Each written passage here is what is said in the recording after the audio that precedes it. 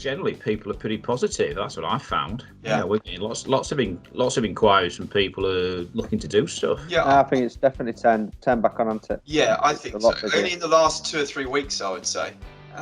So the first 2 or 3 weeks of January, it was dead. But yeah, I think it has turned on a bit. And there are positivities. People are thinking, oh, great, the vaccine's coming now. There's, we can see the light at the end of the tunnel.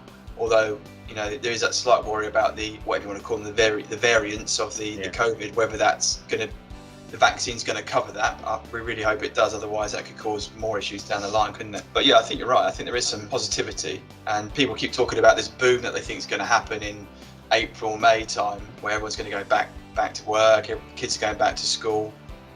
Is that what you're feeling as well? Yeah, I think so. I think particularly the second half of the year, whether it'll come as early as April time. Yeah, it might start then, but I think as people do get back, vaccine is rolled out, I think second half of the year is going to be really, really good. Even for hospitality and retail, once they're open again, those who are still around, everybody's dying to go out for a beer and a meal. I think you're right. I think it will definitely pick up. There was talk of double dip recession. I don't think that's going to happen. I think we're obviously in a recession, but I think we're going to gradually come out of it. I'd like to think. The only concern that I have, my lenders are telling me, is of course the government-backed loans that have gone out there. They reckon that 30% of them won't get repaid, and 68 billion's gone out. I don't know what 30% of that is, but huge amount of money that the government's going to have to put their hand in the pocket and cover off, which effectively we're going to have to pay through our taxes, or maybe our kids and grandkids. Yeah. But yeah, there is going to be that issue. So I don't think it's going to be an immediate recovery. I think it's going to be a slow burner, but I think it's going to be a decent one. And I think one thing that I'm sort of mindful of the fact is that, that I think there'll be lots of businesses that will hit the wall, unfortunately.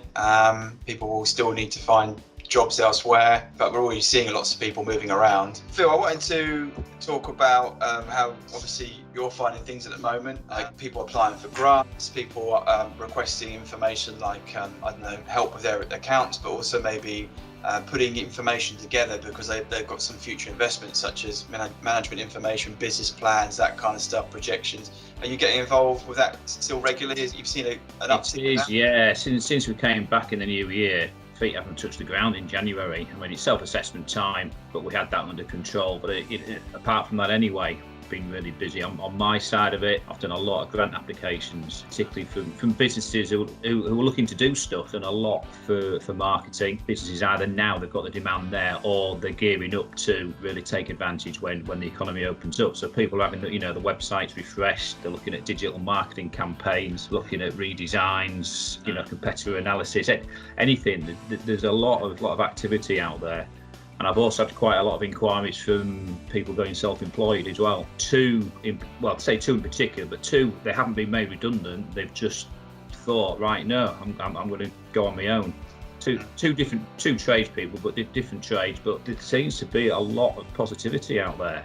As I've said before, if you're not in the retail hospitality, things seem to be pretty good. That's what we're finding. Especially trade and that. Oh yeah, the trades have gone mad because everybody's doing up their houses, or last summer they were doing the gardens up, and it seems to be carrying on. So tradespeople seem really busy. One chap was puts fences up, so he's going on his own putting fences up. He says he's got loads of work in the pipeline, fancies working for himself, so he's doing it. Yeah, it's interesting as well, because I was having a chat with a guy who works or has worked for large blue chip organisations, and he said a lot of those companies now are saying, right, our employees are working from home, and we're probably going to continue that way after lockdown, and we're going to reduce our office space and go for smaller offices.